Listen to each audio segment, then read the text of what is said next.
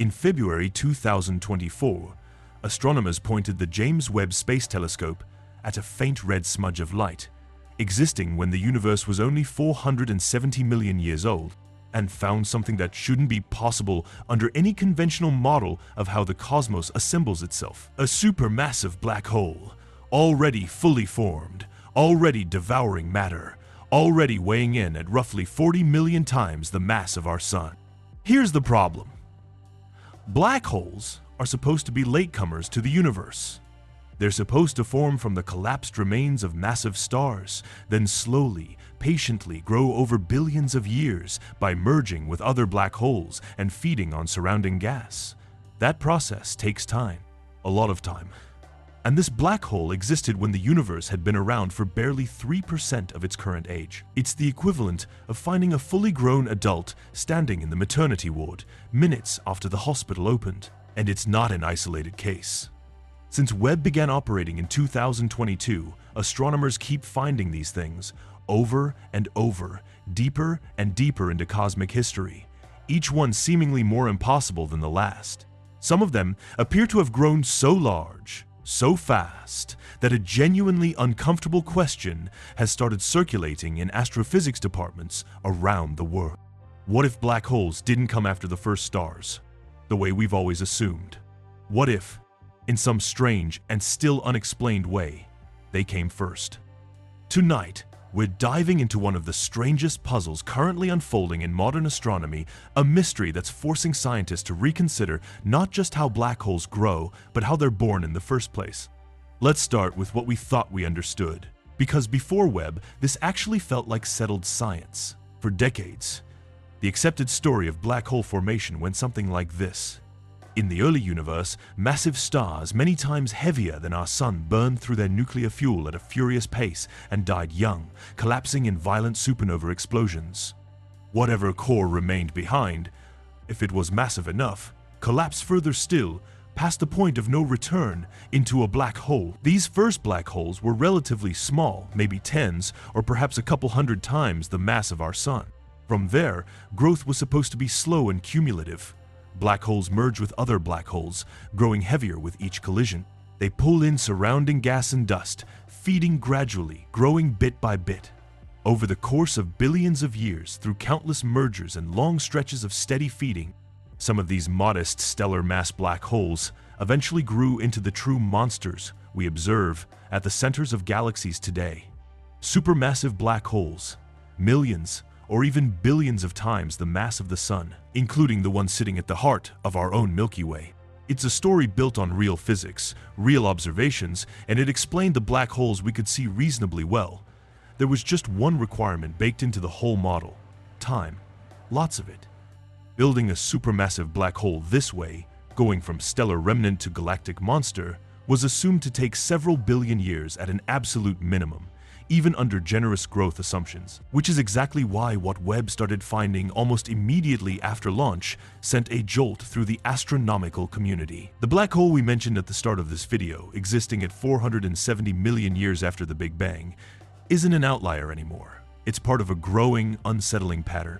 Webb has identified numerous candidate supermassive black holes existing within the universe's first 700 million years, a window some astronomers have started referring to, half jokingly and half seriously, as simply too early. Under the standard growth model, building a black hole of this size in this little time isn't just difficult. Multiple independent research teams have concluded it's essentially impossible using conventional formation and growth mechanisms alone. Let that sink in for a second, using the analogy that keeps coming up in scientist interviews about this exact problem. Imagine you're watching a video of a tree growing from a seed, and in the very first frame, before the timer has even properly started, there's already a fully grown, centuries-old redwood standing in the frame. You'd assume something was wrong with the footage. Except in this case, the footage has been checked and rechecked by multiple teams using multiple independent methods. The redwood is really there. So how is this possible? This is where established observation gives way to genuinely competing scientific theories, and it's important to walk through each one honestly, because none of them has been fully confirmed yet. The first, and perhaps most dramatic possibility, involves something called direct collapse black holes. Under this hypothesis, in certain rare, specific conditions in the early universe, namely, enormous clouds of pristine hydrogen gas, kept just hot enough to prevent them from fragmenting into individual stars, an entire massive gas cloud could theoretically collapse directly into a black hole, skipping the star formation stage entirely. Instead of starting small, as the remnant of a single collapsed star, a black hole formed this way could be born already massive, potentially tens of thousands or even hundreds of thousands of times the mass of our Sun, right out of the gate. If this mechanism is real, and it remains a theoretical model rather than a directly confirmed process, it would solve the timing problem almost immediately. A black hole that starts out already enormous doesn't need billions of years of gradual mergers and feeding to reach a supermassive scale. It just needs to keep growing from an already massive head start. The trouble is, direct collapse requires a very specific, very delicate set of conditions, gas clouds that are dense enough to collapse, but somehow avoid fragmenting into countless individual stars first, which is what usually happens under similar conditions. Astrophysicists are still actively debating exactly how common or how rare these precise conditions would have actually been in the real early universe, and current simulations produce meaningfully different answers depending on the assumptions built into them. The second major explanation involves something almost as strange: the possibility that these early black holes are simply feeding on surrounding gas at rates far beyond what we previously thought was physically sustainable. There's a theoretical limit to how fast a black hole can consume matter, called the Eddington limit essentially, the point at which the radiation pressure generated by infalling superheated gas becomes strong enough to push back against and eventually halt further infall. For decades, this limit was treated as a fairly hard ceiling on how quickly any black hole could grow, but some of Webb's observations suggest that early black holes might be feeding at rates that exceed this traditional limit, a phenomenon researchers call super-Eddington accretion. If black holes in the early universe were somehow able to sustain feeding rates significantly beyond what we previously assumed was the maximum, even a relatively modest starting black hole could balloon to supermassive proportions in a small fraction of the time the standard model requires. This remains an active, genuinely contested area of research. Some theoretical models suggest specific early universe conditions different from anything we observe locally today could allow for sustained super-Eddington growth. Other researchers remain skeptical, arguing that such extreme, sustained feeding rates would produce observable signatures that don't fully match what we're actually seeing in Webb's data. This particular debate is very much still unfolding in real time, across competing papers and conference presentations. And then there's a third possibility, arguably the strangest of all, and one that connects directly to something we've discussed on this channel before: the little red dots. Remember those mysterious, compact, intensely red objects Webb kept discovering in its deepest images, objects initially assumed by many astronomers to be unusually massive early galaxies? A growing body of evidence now suggests a significant fraction of these little red dots might not be galaxies full of stars at all. They might be almost entirely black hole light, the blazing, superheated glow of gas swirling into a feeding supermassive black hole so intensely bright that it can mimic, at first glance, the collective light output of an entire galaxy's worth of stars.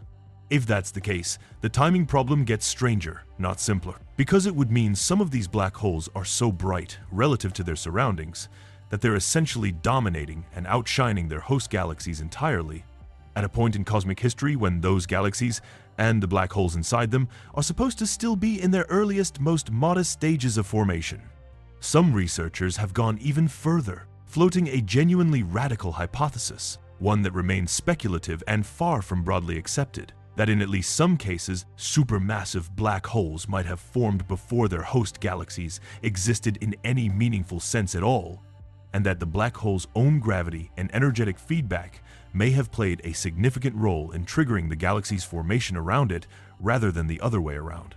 Under the traditional model, galaxies build up first, and black holes grow within them as byproducts of that process. This alternative idea flips that sequence, at least partially, on its head. To be clear, This remains one of the more contested, unconfirmed ideas currently circulating in the field, not an established conclusion.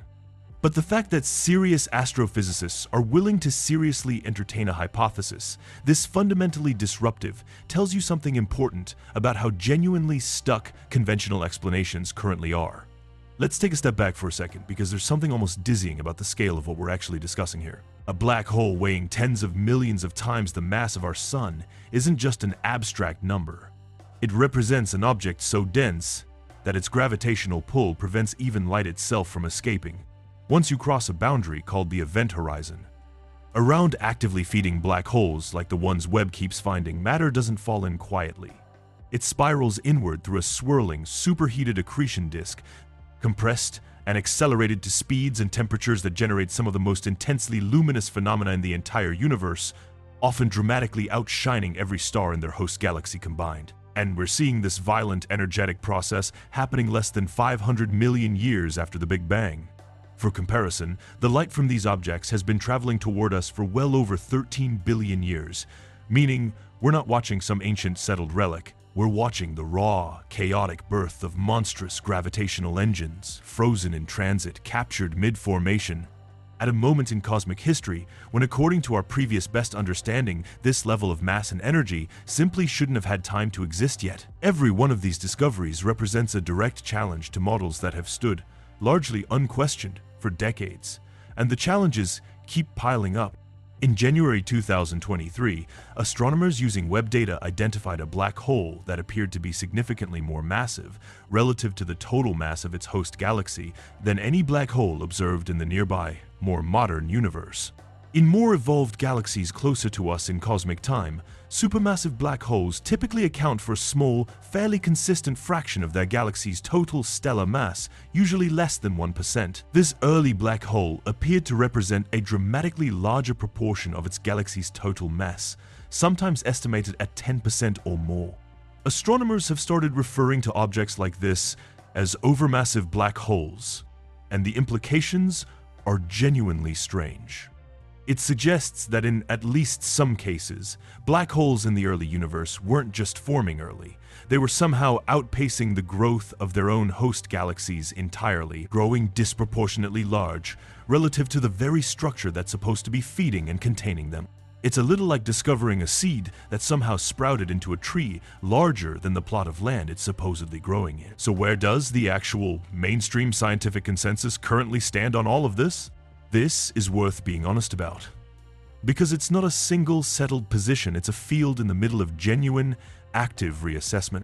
Most astrophysicists agree that the standard picture of gradual black hole growth, built entirely on stellar remnants and slow accretion over billions of years, cannot fully account for what Webb is finding at these early cosmic epochs. That much has become a fairly broad point of agreement. Where the field remains genuinely divided is on exactly which alternative mechanism, or combination of mechanisms, actually explains it. Direct collapse black holes, super Eddington accretion, black hole-dominated little red dots, and even more exotic proposed mechanisms are all still on the table, actively being tested against incoming data. Refined, revised, and in some cases discarded as new observations arrive. This is, in the most literal sense, live science. Not a settled textbook chapter waiting to be simplified for a documentary. An open, contested, rapidly evolving puzzle, with new papers arriving on a near-monthly basis. Some supporting one explanation, some undercutting it, some proposing something nobody had considered a year earlier. And every time Webb pushes its observations a little further back in cosmic time, the puzzle tends to get harder, not easier. In 2023, one particular black hole candidate, sitting at redshift 10.3, corresponding to roughly 470 million years after the Big Bang, was confirmed through detailed spectroscopic analysis, the same rigorous, gold standard verification method used to confirm the earliest known galaxies.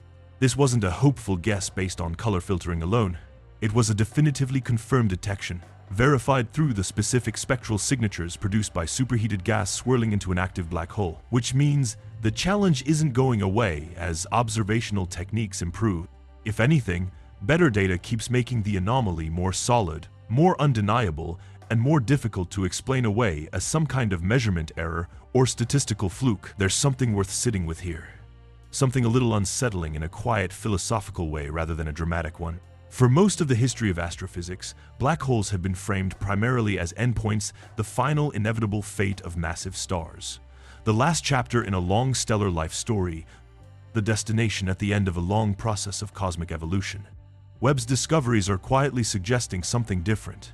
That in the earliest chapters of the universe's history, black holes might not have been late arrivals at all. They might have been present from remarkably early on, shaping the formation of the very galaxies that would eventually surround them rather than simply being byproducts formed within already established galactic structures.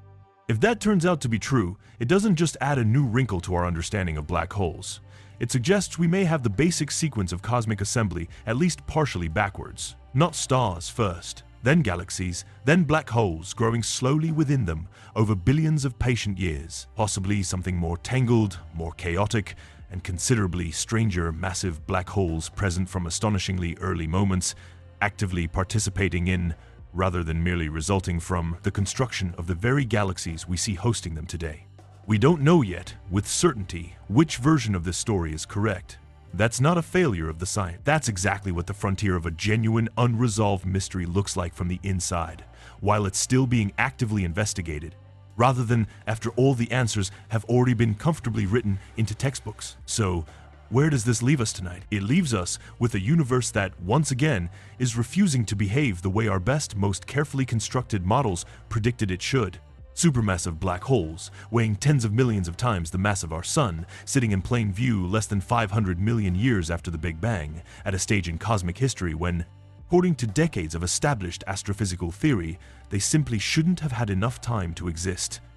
Not as a single anomaly, not as one strange outlier easily dismissed, as an unusual, isolated case. As a consistent, repeating pattern, confirmed independently across multiple surveys, multiple research teams, and increasingly rigorous verification methods. And within that unresolved puzzle sits a question that reaches far beyond black holes themselves, touching something more fundamental about how we understand the universe's earliest moments.